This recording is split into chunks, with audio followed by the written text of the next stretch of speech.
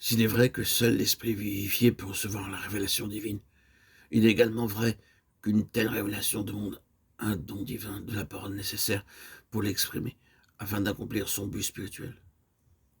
Il est possible de prêcher la vérité sans que le prédicateur en ait une compréhension spirituelle, c'est-à-dire par une simple compréhension mentale.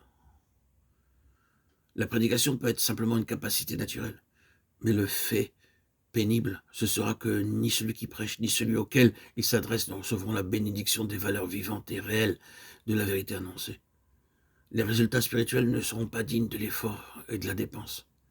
La vertu de la parole qui résulte en un fruit durable à la gloire de Dieu, que cette parole soit la prédication, l'enseignement, la conversation ou la prière, ne réside pas dans sa lucidité, son éloquence, sa subtilité, son intelligence, son génie, son application, sa passion, son sérieux, sa force, son emphase, mais dans le simple fait qu'elle est l'expression du Saint-Esprit.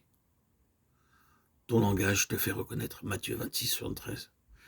Ces mots peuvent être appliqués de bien des manières, car que nous vivions dans la chair, ou dans l'esprit, dans l'homme naturel, ou dans l'homme spirituel, cela sera toujours manifesté par nos paroles et par l'effet spirituel du fruit de nos lèvres.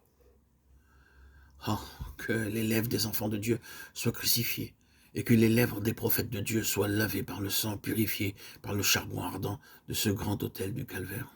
Amen. Alléluia. Une question que la Bible tout entière affirme très clairement, c'est celle de la séduction de l'homme. Toutes les méthodes de Dieu à l'égard de l'homme partent de ce fait. Par la chute et depuis la chute, la race est considérée comme une race séduite. Ce n'est pas seulement au commencement que la race a été séduite en Adam, mais elle a été entraînée de plus en plus profondément dans sa séduction. Au lieu d'échapper à sa séduction par ce que l'on appelle instruction, c'est-à-dire civilisation, éducation, culture, tout cela ne sert qu'à accentuer cette séduction. Nous le remarquons par le fait que les nations les plus instruites et les plus évoluées en cette heure avancée de l'histoire de ce monde sont prises dans l'étau d'une force qui les oblige à employer toute leur instruction en vue de produire des moyens de destruction mutuelle. Sur une telle échelle et par des procédés si démoniaques et si barbares que l'on n'avait jamais connus jusqu'ici. Prenons par exemple quelques passages des Écritures. Le serpent a été le plus rusé de tous les animaux des champs, et il dit à la femme quoi? Dieu a-t-il vraiment dit? Genèse 3.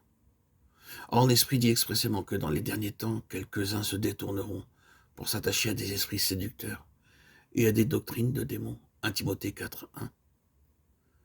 Cette sagesse-là n'est point celle qui vient d'en haut, au contraire, elle est terrestre, charnelle, diabolique. Jacques 3:15.